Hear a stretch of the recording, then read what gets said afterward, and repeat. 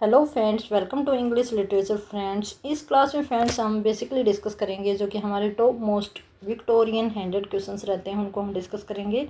तो फ्रेंड्स, इससे पहले वाली क्लास थी उसमें हम रोमांटिक पीरियड को डिस्कस कर रहे थे, जिसमें फ्रेंड्स हमने डिस्कस किया था जो कि हमारे टॉप मोस्ट जो हमारे राइटर पोइट हैं जैसे वर्ड्सवर्थ, कोलरिज, शेली, बायरन, इस तरह के जो भी हमारे साउदी वगैरह थे, इन राइटर्स को, इनके वर्क को और इनकी जो पोइट्री सेक्शन थी उनको हमने अच्छे से डिस्कस किया।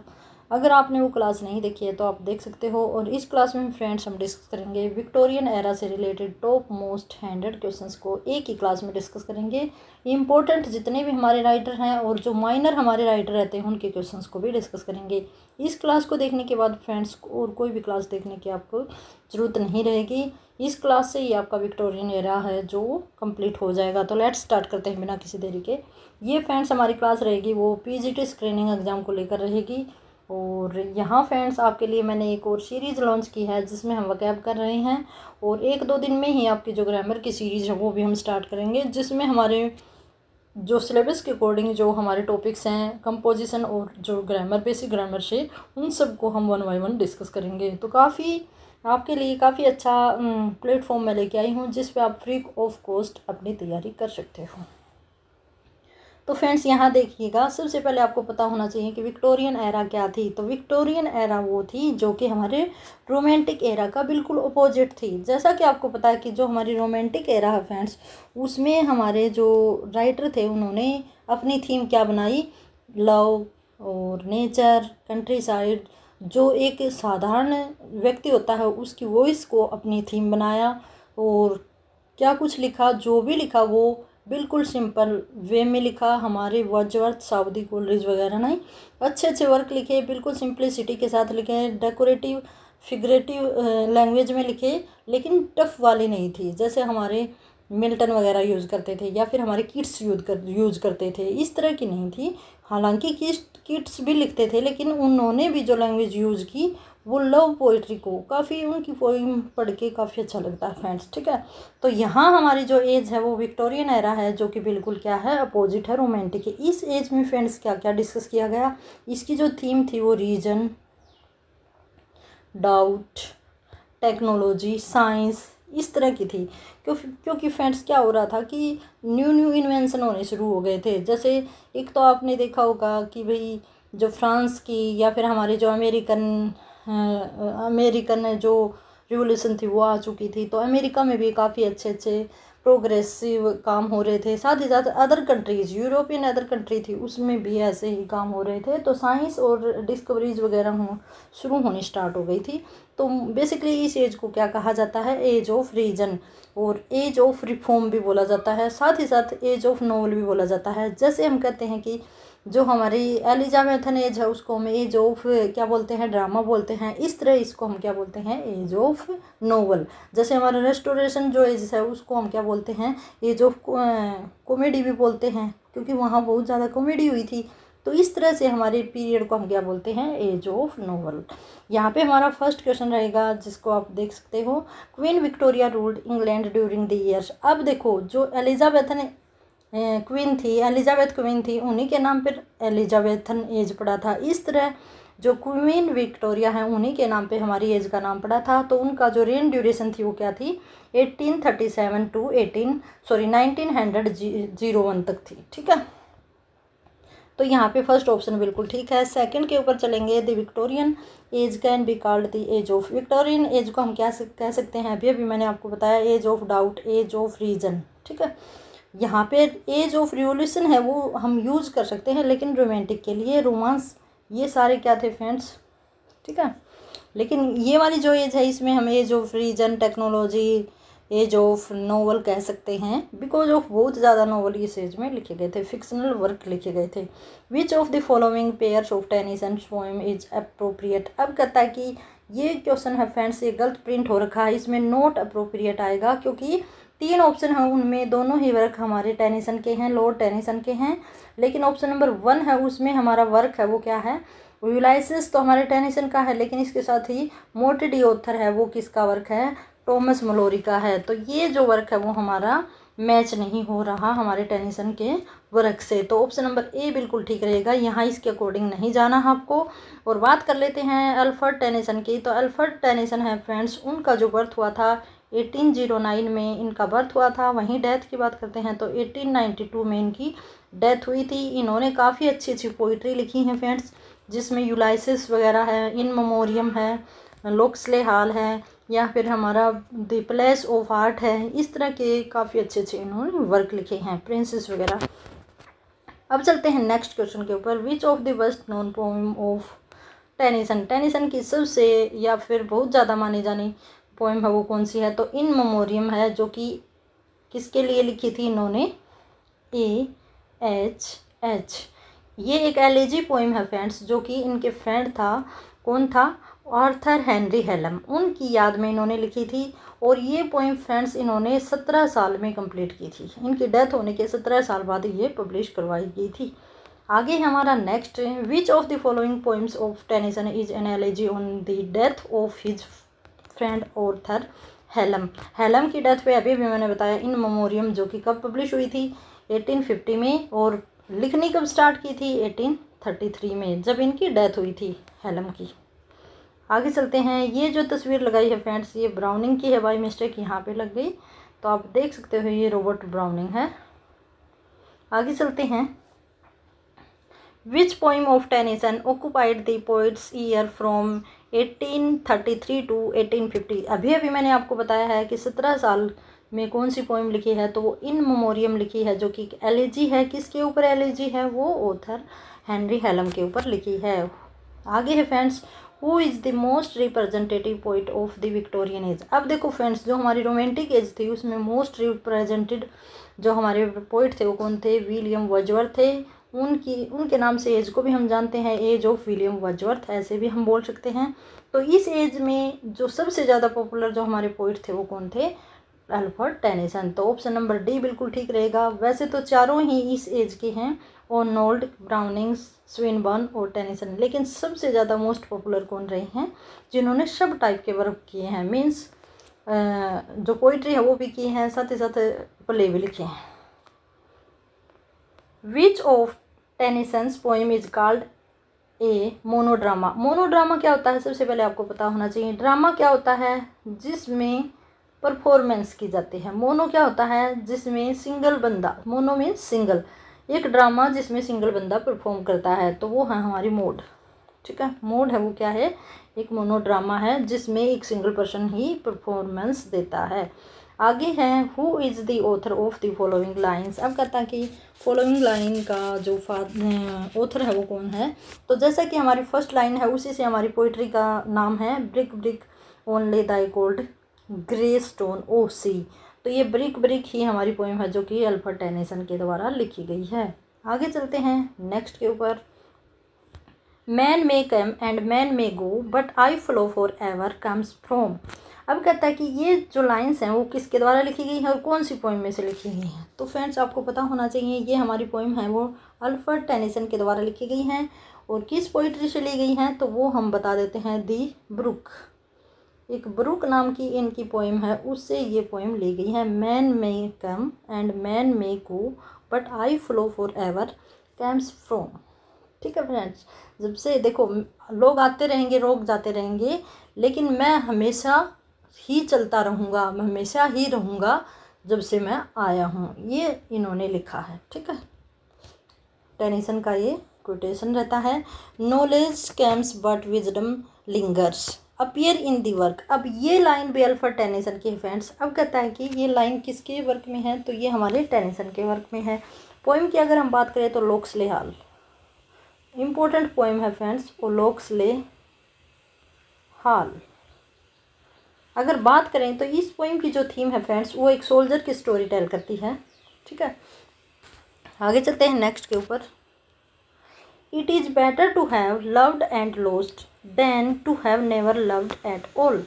Who is the author of the above lines. अब कहता है कि अबो लाइन्स के ऑथर कौन है? तो हमारे टेनिसन जी इसके ऑथर हैं, जो कि किस पोएम में से ली गई है? इन मेमोरियम में से ली गई है, जो कि हमारे ऑथर हेनरी हेलम के ऊपर लिखी गई एक एलेजी है।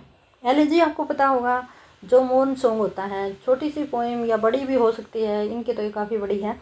तो वो पोएम जो किसी के मरने के ऊपर लिखी जाती है। अब देखो पास्टोरल एलेजी होती है वो किसके ऊपर होती है, वो हमारे शेफर्ड वगैरह के जो शेफर्ड होते हैं या फिर हमारे गांव के जो साधारण पीपल होते हैं उनके एलेजी, उनके बारे में जो एलेजी होती है। आगे है which of the following is Browning's earliest work. Browning की बात करते हैं, हमने टेनिसन की कर ली, अब ब्राउनिंग का वर्क आते हैं। तो ब्राउनिंग का जो जन्म हुआ था फ्रेंड्स, अगर मैं आपको बताऊं तो हमारे रॉबर्ट ब्राउनिंग का जन्म 1812 से 12 में इनका जन्म हुआ था। 1889 में इनकी डेथ हुई थी, जिनके काफ़ी पॉपुलर वर्क माने जाते हैं, मास्टर माने जाते हैं मोनोलॉग में, ठीक है, जो ड्रामेटिस्ट मोनोलॉग होता है। तो ड्रामेटिस्ट मोनोलॉग में क्या माने जाते हैं, मास्टर माने जाते हैं। और फ्रेंड्स बात कर लेते हैं इनके पॉपुलर कलेक्शन थे पोइट्री के, एक तो था the ring and the book और एक था the man and the women. तो ये दोनों ही इनके कलेक्शन ऑफ पोइट्री हैं जिनमें इन्होंने काफ़ी सारी पोइम्स पब्लिश करवाई हैं, ठीक है।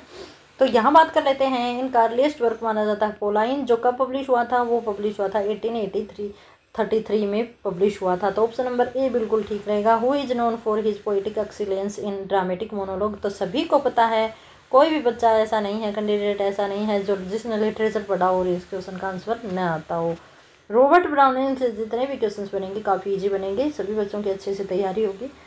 Which of the following volumes of browning is best known. तो इनकी जो अच्छे से जो कलेक्शन माने जाते हैं वो तो सारे ही हैं, लेकिन सबसे जो बढ़िया, सबसे जो फेमस है वो मैन एंड वीमेन है, और ये 51 पोइम का एक कलेक्शन है फ्रेंड्स, ठीक है। और बात कर लेते हैं दूसरे की, जो कि the ring and the book है, ये भी एक पोइट्री कलेक्शन है जो काफ़ी फेमस है। आगे है which of the following dramatic monologues is best known. इनका कौन सा ड्रामेटिक मोनोलॉग है वो सबसे अच्छा माना जाता है। तो माई लास्ट डचेज है, ये काफ़ी अच्छा माना जाता है फ्रेंड्स, ठीक है, जो कि लॉर्ड को करके इन्होंने लिखा था डेथ होने पर। Who among the following is the author of Dramatis Personae 1864। अब कहता है कि ये इनका वर्क है ड्रामेटिस्ट पर्सोनी, इसके ऑथर कौन माने जाते हैं, तो रॉबर्ट ब्राउनिंग माने जाते हैं। ड्रामेटिक या ड्रामेटिक मोनोलॉग का कहाँ भी जिक्र आता है तो वहीं हम क्या लिखेंगे, रॉबर्ट ब्राउनिंग। आगे है हमारा what I aspired to be and was not comfort me, these line reveal the optimism of. अब देखो ऑप्टिमिज्म से रिलेटेड कोई भी नाम आता है आपका तो वो हमारा रॉबर्ट ब्राउनिंग ही होगा, ठीक है। रॉबर्ट ब्राउनिंग है वो ऑप्टिमिस्टिक हमारे क्या रहते हैं, पोइट रहते हैं फ्रेंड्स, ठीक है। और सबसे ज़्यादा ये जो लाइन दोनों यहाँ पे ली गई हैं वो रब्बी बेन इजरा में से ली गई हैं। क्या है, किस में से ली गई हैं, रब्बी बेन इजरा, इस पोइम से ये ली गई हैं, इस ड्रामेटिक मोनोलॉग से ली गई हैं। Love is a predominant theme in the best poem of. अब कहता है कि लव है, देखो मैंने आपको बताया विक्टोरियन जो एज है उसमें जो वर्क लिखे गए वो रीजन, डाउट, टेक्नोलॉजी, साइंस और क्रिटिकल वर्क लिखे गए। लेकिन रॉबर्ट ब्राउनिंग एक ऐसे हमारे पोइट रहे हैं जिनकी बेसिकली जो 90% जो इनके वर्क थे उनकी जो थीम रही है वो क्या रही है, लव रही है। तो यहाँ पे हमारा ऑप्शन नंबर ए बिल्कुल ठीक रहेगा। एक grammarian funeral was written by, ये भी हमारा क्या किसके द्वारा लिखा गया है, रॉबर्ट ब्राउनिंग के द्वारा लिखा गया वर्क है, ठीक है फ्रेंड्स। लव पोइट माने जाते हैं ये। विच of the following work of Elizabeth browning is best known also autobiographical covering her affair with browning. अब देखो हमारा थर्ड राइटर आता है, हमने 2 राइटर पढ़ लिए, थर्ड राइटर आता है एलिजाबेथ बैरेट ब्राउनिंग, जिनका फ्रेंड्स सबसे इम्पोर्टेंट जो वर्क माना जाता है वो माना जाता है सोनेट्स फ्रॉम द पोर्टुगीज 1847 में पब्लिश हुआ था। और ये इनका ऑटोबायोग्राफिकल वर्क है जिसमें इन्होंने ब्राउनिंग और अपने लव एक्सपीरियंस को हमारे साथ शेयर किया है, ठीक है फ्रेंड्स। और बाकी जो वर्क हैं ये भी इन्हीं के हैं, तो एक बार निगाह में से ये भी निकाल लेना। आगे है हमारा the play the Barretts of Wimpole Street is about the family of. अब कहता है ये वर्क है जो कि रॉबर्ट ब्राउनिंग की मिसेज है, आपको पता होगा एलिजाबेथ बैरेट ब्राउनिंग है वो रॉबर्ट ब्राउनिंग की मिसेज है। तो इनके द्वारा लिखा गया वर्क है और ये इनकी ही फैमिली से के बारे में ऑटोबायोग्राफिकल इनका पर्सनल वर्क ये माना जाता है, पर्सनल वर्क। आगे है the predominant mood in Arnold's poetry is that of. अब कहता है कि रॉबर्ट सॉरी, हमारा फोर्थ राइटर यहाँ पे आ गया है, पोइट आ गया है, जो कि मैथ्यू आर्नोल्ड है। मैथ्यू आर्नोल्ड की अगर फ्रेंड्स हम बात करते हैं तो इन्होंने पहले जो वर्क लिखे थे उनमें बेसिकली एलिजी लिखी, फिर उन्होंने एलिजी लिखी जैसे अपने फादर के लिए, अपने फ्रेंड्स के लिए, ठीक है। तो बाद में क्या हुआ फ्रेंड्स, इन्होंने बाद में क्रिटिकल वर्क लिखे। तो पहले जो इनकी पोइट्री का जो मूड था वो कैसा था, मेलैंकोली का था, क्योंकि इन्होंने एलिजीज लिखी थी, इनके फादर की डेथ हो गई थी, फिर इनके फ्रेंड की डेथ हो गई थी, तो इन्होंने एलिजी लिखी थी। फिर एलिजी उन्होंने बाद में भी और जैसे कोई नेचर के ऊपर भी एलिजीज लिखी थी, जैसे एक बटरफ्लाई वाली एक पोइम रहती है, उसमें बटरफ्लाई को लेकर एलिजी भी इन्होंने लिखी है। आगे है Empedocles on Etna 1852 by Arnold is an poem on. अब कहता है कि ये जो पोइम है ये किसके बारे में है, कौन सी थीम लिए हुए है। तो फ्रेंड्स ये लव की थीम नहीं है यहाँ पे, sorry friends, option number C बिल्कुल करेक्ट रहेगा, ग्रीक थीम के ऊपर बेस्ड है। आगे है Sohrab and Rustum by Arnold is on. अब कहता है कि सोरम एंड रुस्तम इनकी एक पोइम है फ्रेंड्स, ठीक है, जो एक वॉर पोइट्री है फ्रेंड्स। ये दोनों बाप बेटे होते हैं और यहाँ इन्हीं का मिलन दिखाया गया है, जब युद्ध में जब एक बाप अपने बेटे को पहली बार अपने ही गोद में मरता हुआ देखता है और बेटा अपने फादर को बताता है कि मैं आपका बेटा हूँ। तो कहता है कि इसकी थीम क्या है, तो पर्शियन जब लड़ाई हुई थी उस टाइम की ये पोइम रहती है। आर्नोल्ड्स डोवर विच डिपिक्ट, डोर विच है फ्रेंड्स हमारी एनसीईआरटी में लगी हुई एक पोइम है जो कि आर्नोल्ड के द्वारा लिखी गई है। तो इसमें जो थीम दिखाई गई है वो क्या दिखाई गई है, मॉडर्न कंडीशन, जो उस टाइम की 19वीं सेंचुरी में जो कंडीशन थी जैसी सोसाइटी की वैसी यहाँ पे दिखाई है। आगे है friends Arnold's memorial verses mourns the death of. अब इन्होंने एक वर्क लिखा था मेमोरियल वर्सेज, तो कहता है कि ये किसके बारे में है, तो फ्रेंड्स ये वर्ड्सवर्थ गोथे और बायरन की डेथ के बारे में है। लिखा गया था 1850 में, ये राइट डाउन किया गया था, पब्लिश करवाया गया था। आगे है हमारा next, Thyrsis by Arnold is an elegy on the death of. Thyrsis एक एलेजी है जो इनके फ्रेंड के बारे में लिखी थी फ्रेंड्स, इनकी डेथ होने के बाद। इनकी फ्रेंड की अगर हम बात करें तो ये भी हमारे एक पोइट माने ये भी एक हमारे पोइट हैं friends.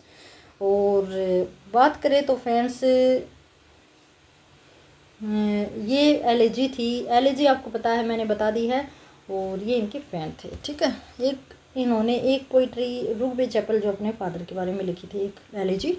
We mortal million live alone figures in. अब कहता है कि ये लाइन है ये कहाँ से ली गई है, तो ये फ्रेंड्स ये एक वर्क था टू मार्गरेट राइट, और इसकी जो थीम है वो आइसोलेशन की थीम है, ठीक है फ्रेंड्स। आगे चलते हैं, ये भी हमारे आर्नोल्ड का ही एक वर्क है, कल्चर एंड एनार्की 1869। ये एक वर्क है फ्रेंड्स, तो कहता है किसके द्वारा लिखा गया है, तो मैथ्यू आर्नोल्ड ने ये वर्क लिखा है, जिसकी जो थीम है वो क्या रही है, पॉलिटिकल और सोशल इश्यूज रही है। Literature and dogma 1873 of Arnold deals with. अब देखो फ्रेंड्स मैं टाइटल के साथ साथ जो पब्लिश्ड एरा है वो पब्लिश्ड डेट है वो भी बोल रही हूँ, तो आपको ऐसे ही याद रखना है, और इससे ही आपको एग्जाम में आप जैसे बोलोगे तो आपको एकदम से ही जो आपकी टंग होगी उसके ऊपर यही आएगा।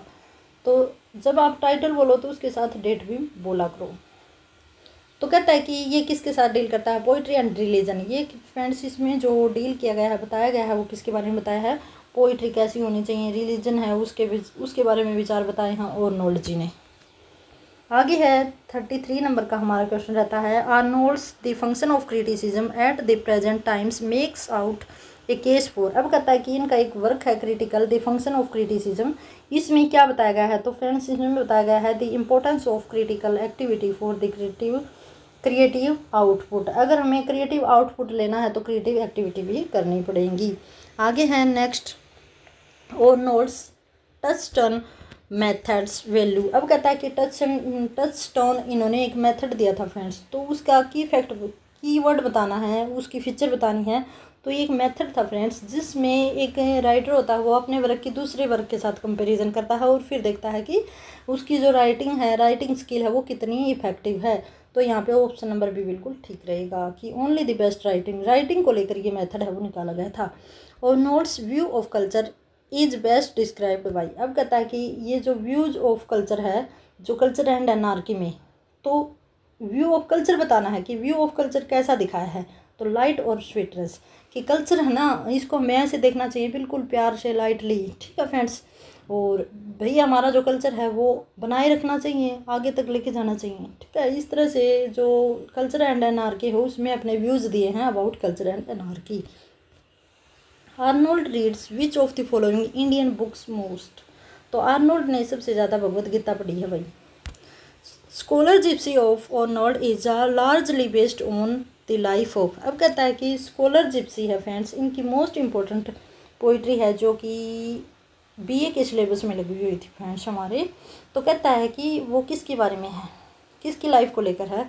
तो फ्रेंड्स ये लेकर लिखी गई है, इनका एक फ्रेंड था ऑथर ह्यू क्लो, ठीक है। तो ऑप्शन नंबर ए है वो बिल्कुल ठीक है, और इनकी लाइफ के ऊपर ये लिखी गई है। और सोर्स की बात करते हैं तो फ्रेंड्स जोसेफ ग्लेनविल था एक राइटर, जोसेफ ग्लेनविल, उसका एक सोर्स था फ्रेंड्स द वैनिटी ऑफ डोगमेटाइजिंग, उसको बेस बनाकर ये लिखा गया था। तो ये आपको पता होना चाहिए, कई बार पूछ लिया जाता है। ये हमारी नेक्स्ट राइटर आई है भाई क्रिस्टीना रोस्टी, इनके वर्क भी देखेंगे। आगे है हमारा who among the following was the leading pre Raphaelite poet. अब देखो प्री राफेलाइट पोइट क्या होता है। राफेलाइट पोइट वो थे फ्रेंड्स जो आर्ट और जो इमेजरी होती है उसकी ग्लोरिफिकेशन के बारे में बात करते हैं कि भाई हमें वर्क ऐसे लिखने चाहिए जिसके आर्ट और इमेजरी उसमें ऐसी होनी चाहिए काफ़ी शानदार कि पढ़ने वाले को बस उसमें खो जाए, ठीक है। तो ये प्री राफेलाइट पोइट थे फ्रेंड्स। तो इनमें सबसे बड़ा नाम है वो जी.डी. रोसेटी आता है। जी.डी. रोसेटी की अगर फुल फॉर्म की बात करें तो गब्रियल दांते या फिर दांते गब्रियल रोसेटी ऐसे बोला जाता है। आगे है the author of the Blessed Damozel is poem. अब कहता है कि जो ये पोएम है द ब्लिस्ड डोमजोल, इसके राइटर कौन है। तो डी.जी. रोसेटी इसके राइटर हैं। The pageant and the other poems was written by, ये क्रिस्टीना रोस्टी उनकी एक पोइट्री रहती है friends. William Morris is best known by which of the following. William Morris वो किसके लिए जाने जाते हैं। तो विलियम मॉरिस की बात करते हैं तो फ्रेंड्स ये जाने जाते हैं न्यू फॉर्म नाउ हेयर, 1891 में ये इनका वर्क था। बाकी वर्क भी इन्हीं के हैं।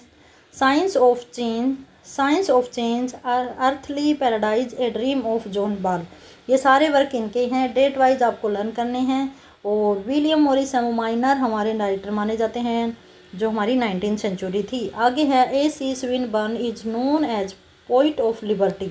अब A.C. स्विनबर्न को क्या माना जाता है, पोइट ऑफ लिबर्टी माना जाता है। तो ये आपको पता होना चाहिए। By which of the following, किस वर्क के द्वारा माना जाता है। तो सॉन्ग्स बिफोर सनराइज, ये चारों ही वर्क इसके हैं, लेकिन ये इसका आंसर है हमारे क्वेश्चन का।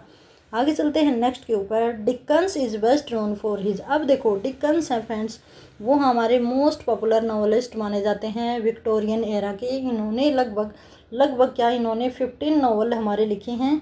एक नॉवल रहता है जो कि इनका अनकम्प्लीट था, the mystery of Edwin Drood, ये इनका अनकम्प्लीट नॉवल है, इनकी डेथ हो गई थी भाई, ठीक है। और इनका जो फर्स्ट नॉवल है वो क्या माना जाता है भाई, डेविड कॉपरफील्ड इनका फर्स्ट नॉवल है। और वहीं अगर हम बात करें तो यहाँ पे डिकन किसके लिए जाने जाते हैं, करैक्टर पोर्ट्रेट के लिए जाने जाते हैं। जैसे हमारे शेक्सपियर सभी ड्रामेटिस्ट में क्यों जाने जाते थे, क्योंकि वर्क तो देखो जो यूनिवर्सिटी बीट्स थे उन्होंने भी अच्छे लिखे थे, उनके वर्क को कॉपी किया था हम बोलते हैं शेक्सपियर ने। लेकिन जो मेजर डिफरेंस था वो दोनों में क्या था, उनके जो करैक्टर्स थे वो इतने अच्छे नहीं थे जितने शेक्सपियर के प्ले के जो करैक्टर्स हैं। तो करैक्टराइजेशन की वजह से ही शेक्सपियर को इतनी ज़्यादा पॉपुलैरिटी मिली है कि वो अब भी हमारे बीच में हैं, ठीक है फ्रेंड्स। तो इसी तरह चार्ल्स डिकन हैं, उनके करैक्टर्स की वजह से ही उनके प्ले इनके नॉवल इतने फेमस थे कि भाई अलग से इन्होंने अपनी पहचान बनाई है। नहीं तो बाकी भी हमारे नॉवलिस्ट थे, लेकिन इनके करैक्टर्स की वजह से। आगे चलते हैं 44 नंबर का हमारा क्वेश्चन रहता है डिकन्स फर्स्ट नॉवल वॉज। तो अभी भी मैंने बताया डेविड कॉपरफील्ड, ये चारों ही इनके हैं, ठीक है। डेविड कॉपरफील्ड है वो इनके क्या है भाई फर्स्ट नॉवल माना जाता है। अगर डिकन्स के जन्म की बात करते हैं तो 1812 में इनका जन्म हुआ था, 1817 में इसकी 70 में इनकी डेथ हुई थी। Dickens hard time 1854 is a critic of. अब कहता है कि हार्ड टाइम है उसमें क्या दिखाया गया है, तो साइंस एंड इंडस्ट्री के बारे में ये दिखाया गया है। आगे है bleak house 1854 is a critic of. अब कहता है कि हार्ड टाइम की थीम क्या बताई थी इन्होंने, साइंस बताई थी। इसकी जो थीम है वो क्या है, लॉ कोर्ट्स। इसमें इन्होंने लॉ और कोर्ट्स को दिखाया है। Mister Micawber is David Copperfield 1850 is modelled on. अब देखो डेविड कॉपरफील्ड है फ्रेंड्स, ये इनका क्या रहता है, एक ऑटोबायोग्राफिकल नोवेल रहता है जिसमें मिस्टर मैकाबर हैं वो इनके फादर का रोल प्ले करते हैं। तो ये इनका क्या माना जाता है, नोवेल माना जाता है, जो कि पहला ही नोवेल है और ऑटोबायोग्राफिकल भी है। आगे है who among the following was born in India. India में किसका जन्म हुआ था, तो विलियम मैकपीस ठाकरे का जन्म हुआ था। कहाँ हुआ था, कलकत्ता में हुआ था। ये कई बार जगह भी पूछ ली जाती है। A tale of two cities 1859 related to the cities. तो फ्रेंड्स ये हमारे डिक्कन का एक वर्क है फ्रेंड्स, ठीक है। तो कहता है कि इसमें दो सिटी कौन कौन सी थी, लंदन और पेरिस, दो सिटीज़ थी जिनके बारे में बताया गया है। कोई भी फ्रेंड्स कई बार ये होता है कि हम इतने फ्लुएंट वे में करते हैं कि कोई एक आधा क्वेश्चंस होते हैं उनका आंसर गलत भी हो जाता बाय मिस्टेक, ठीक है। तो आप करेक्ट कर लीजिएगा, अदरवाइज 99.9 एक्यूरेसी के साथ आपको ये 100 क्वेश्चंस मिल रहे हैं। कोई भी क्वेरी कमेंट हो तो कमेंट बॉक्स में डालिएगा और पूरी सीरीज़ आपको करवाएंगे जो कि हमारे शेक्सपियर से लेकर हमारी इंडियन इंग्लिश राइटिंग तक। Which of the following has for its subtitle a novel without hero. तो विलियम मेकपीस ठाकरे का हमारा एक नॉवल रहता है वैनिटी फेयर फ्रेंड्स, उसमें फ्रेंड्स कोई भी हीरो नहीं है। जो मेजर जो करेक्टर हैं वो फीमेल करेक्टर हैं। बात करें तो वो हमारे करेक्टर जो मेन हीरोइन है न कि हीरो, तो इसलिए इस नॉवल को क्या बोला जाता है, ये नॉवल विदाउट हीरो बोला जाता है। आगे है which of the following novel is considered the best of Thackeray. Thackeray का सबसे अच्छा नॉवल कौन सा माना जाता है, तो वैनिटी फेयर। बाकी चारों ही इनके हैं लेकिन वैनिटी फेयर के लिए जाने जाते हैं। कब लिखा गया था, 1847 से 48 के बीच। बेकी शार्प और अमेलिया शैडले फिगर सिंह, ये दोनों ही करेक्टर फ्रेंड्स वैनिटी फेयर में हैं, ठीक है। और यहाँ इस नॉवल में कोई भी हीरो नहीं है, यही मेन किरदार निभाते हैं। Who among the following is not of Bronte sister. तो ब्रोंटी सिस्टर हमें पता है Emily Bronte, Charlotte Bronte, Anne Bronte. Mary Bronte है वो ब्रोंटी सिस्टर में नहीं आती है। Jane Eyre by Charlotte Bronte deal with. अब कहता है कि जेन आयरे है फ्रेंड्स जो 1847 में पब्लिश हुआ था शार्लोट ब्रोंटी का। तो ये किसके बारे में है, तो द प्लाइट ऑफ विमेन की उस टाइम पे जो कंडीशन थी, स्थिति थी, उसके बारे में ये दिखाया गया है इस नॉवल में। आगे है Wuthering height 1847 by Emily Brontë is called a sport by which of the following critic. अब कहता है कि एमिली ब्रोंटी का वुदरिंग हाइट एक नॉवल है फ्रेंड्स जिसको स्पोर्ट किसने बोला है, तो F.R. लेविस ने इसको बोला है, क्रिटिसाइज किया है इसको स्पोर्ट कह के। Thackeray was the editor of. तो वेरी वेरी इंपॉर्टेंट, हमारा काफ़ी टाइम्स ये रिवाइज होता है फ्रेंड्स, ये क्वेश्चन पूछा जाता है आपसे DSSB और हमारे जो अदर एग्ज़ाम है स्टेट वाइज स्टेट इनमें। तो यहाँ पे कौन हिल मैगजीन में ठाकरे हैं वो काम करते हैं, कब से कब तक किया, तो 1860 से 1875 के बीच इन्होंने एडिटर के रूप में काम किया कौन हिल मैगजीन में। Scenes of clerical life 1857 was written by George Eliot. George Eliot है फ्रेंड्स, वो अपने पेन नेम से लिखते थे जॉर्ज इलियट। इनका जो नेम है रियल ओरिजिनल जो नेम है वो क्या है, मैरी एन इवान, आपको पता है। और ये अपने पेन नेम से लिखती थी बिकॉज ऑफ उस टाइम पे फ्रेंड्स वुमेन राइटिंग को ज़्यादा पसंद नहीं किया जाता था। वुमेन जो ड्रामेटिस्ट नॉवलिस्ट होते थे उनको इस लायक नहीं समझा जाता था कि उनके वर्क भी मेल्स हैं वो पढ़ें। तो जो लेडीज़ होती थी, राइटर्स होती थी, ये अपने वर्क मेल नाम से पब्लिश करवाती थी, उनके वर्क ही पब्लिश नहीं करते थे जो एडिटर वगैरह होते थे, पब्लिशर होते थे वो। George Eliot's first novel was Adam bed. George Eliot का जो फर्स्ट नॉवल है वो कौन सा माना जाता है, एडम बेड माना जाता है फ्रेंड्स, ठीक है। और ये कब पब्लिश हुआ था, 1859 में पब्लिश हुआ था। जॉर्ज इलियट मिडल मार्च 1871 से 1872 is called an epic novel. तो नॉवल होते हैं ना फ्रेंड्स, इनकी भी कई टाइप हैं, जैसे एपिस्टोलरी नॉवल, हिस्टोरिकल नॉवल, जो हमारे एपिक नॉवल, या फिर हमारे दूसरे नॉवल आ जाते हैं, जैसे हिस्टोरिकल मैंने बताया आपको, ठीक है। तो इस तरह से 8-10 प्रकार हैं हमारे नॉवेल्स की। तो उन्हीं में से एक एपिक नॉवल है जिसकी थीम काफ़ी बड़ी होती है। तो कहता है कि जिसकी थीम वार और पीस है। तो ये किसने कहा? तो ये भी क्रिटिसाइज किया गया है भाई F.R. लेविस के द्वारा। आगे है study of provincial life is subtitle to which of the following novel. अब कहता है स्टडी ऑफ प्रोविंशियल लाइफ है वो किसका सब टाइटल है? तो हमारी जो मैंने आपको बताया फ्रेंड्स, जॉर्ज इलियट है, इनका मिडल मार्च है, उसी का सब टाइटल है ये study of provincial life. Meredith is best known by which of the following. Meredith का कौन सा वर्क है जो काफ़ी ज़्यादा जिनके लिए जाने जाते हैं? तो द इगोइस्ट है। वैसे तो सारे ही इनके वर्क हैं, लेकिन इगोइस्ट है जो कि 1879 में पब्लिश हुआ था, इनके लिए ये जाने जाते हैं। आगे है 62 नंबर का हमारा question. The two nations is subtitle of which of the following novel of Benjamin Disraeli. अब कहता है कि बेंजामिन डिज़रेली का ये नावल है फ्रेंड्स, इसका सब टाइटल बताना है या दूसरा टाइटल बताना है। तो सिविल है, ये अदर टाइटल है जो कि 1845 में पब्लिश हुआ था। और मैं बता देती हूँ बेंजामिन डिज़रेली है फ्रेंड्स, ये यूके के प्राइम मिनिस्टर भी रह चुके हैं। तो आपसे पूछ लिया जाए तो आप बता देना बेंजामिन डिज़रेली हैं, वो यूके यूनाइटेड किंगडम के यहाँ रहे हैं, पीएम रहे हैं। Charles read is best known by.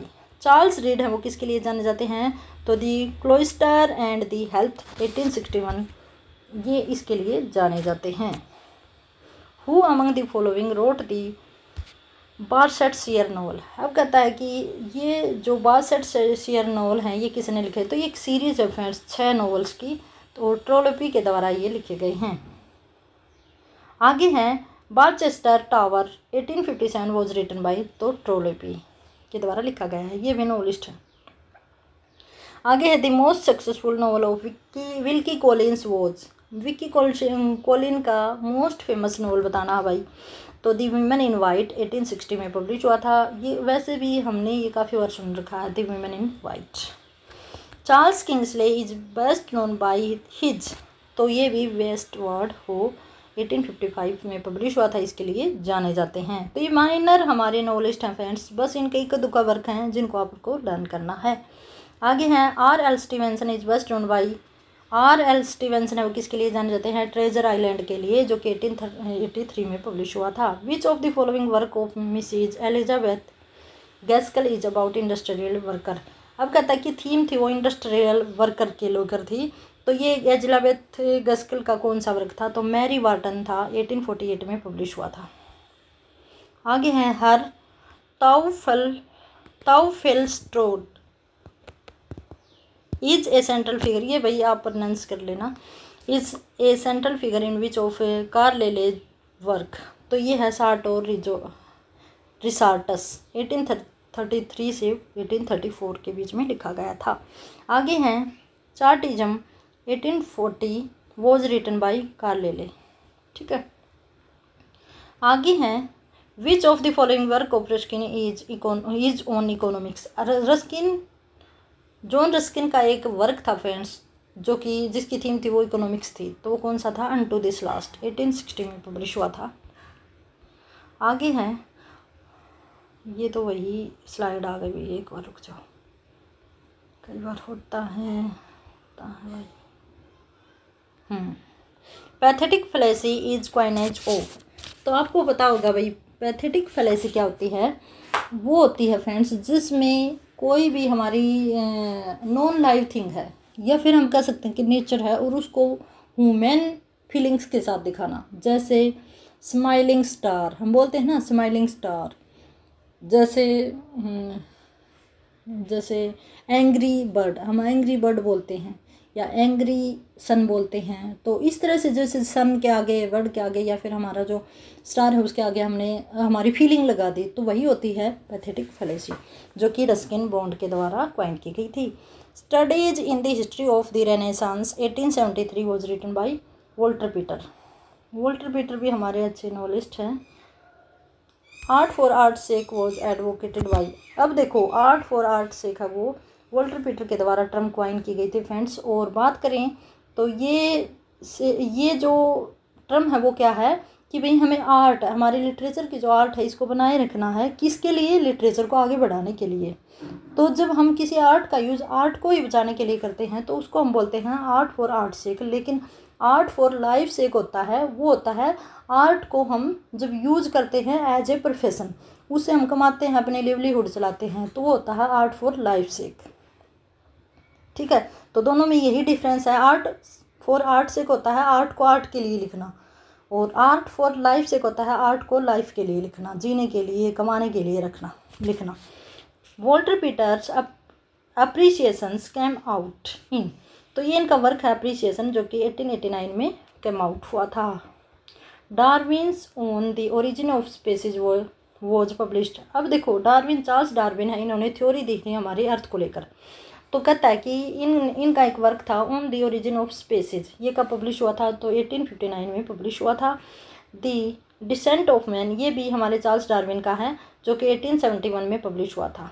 ठीक है, तो इन्होंने ह्यूमन रेसेस हैं उनके ऊपर अपनी क्या दिया था, भाई वर्क दिया था, अपनी थ्योरी दी थी। Who among the following was not an evolutionist and agnostic, तो यहाँ पूछता है कि कौन सा इनमें से इवोल्यूशनिस्ट है या एग्नोस्टिक है। तो यहाँ पे मैकावले हैं, और ये क्या होता है, आज्ञावादी। आज्ञावादी क्या होता है, जो कि ये न माने कि भगवान है या नहीं। ठीक है, आगे है who is known for the condition of women England novel, ये नोवेल का नाम है कंडीशन ऑफ इंग्लैंड। कहता है कि भाई ये किसने लिखा, तो ये हमारे डिजरेली ने ही लिखा है। आगे है who among the following was a leading writer of the Oxford movement. Oxford movement है वो 1830 में चला था, जो कि जो इंग्लैंड के चर्च थे उनके पीपल के द्वारा चलाया गया था फ्रेंड्स। और उनमें से सबसे पहला नाम आता है न्यूमैन का, जॉन हेनरी न्यूमैन। ये लीडिंग हमारे पोइट रही हैं, चर्च के मेंबर भी थे भाई। आगे है the idea of an university 1859 was written by Newman, Henry Newman के द्वारा लिखा गया है। Who use spring rhythm in his poetry. Spring rhythm क्या होती है, एक तो रिदम होती है फ्रेंड्स जिसमें हम लय होती है, पोइट्री के लास्ट में हम देखते हैं ए बी ऐसे, और एक होती है उसमें लय ही न बने, रिदम तो है लेकिन लय नहीं है, मीन्स उसमें सीक्वेंस सही से नहीं आ रहा, तो उसको हम बोलते हैं स्प्रिंग रिदम। जैसे टूटी फूटी, जैसे आजकल हम लिखते हैं, आजकल जो ब्लैंक वर्स में लिखा जाता है। ठीक है,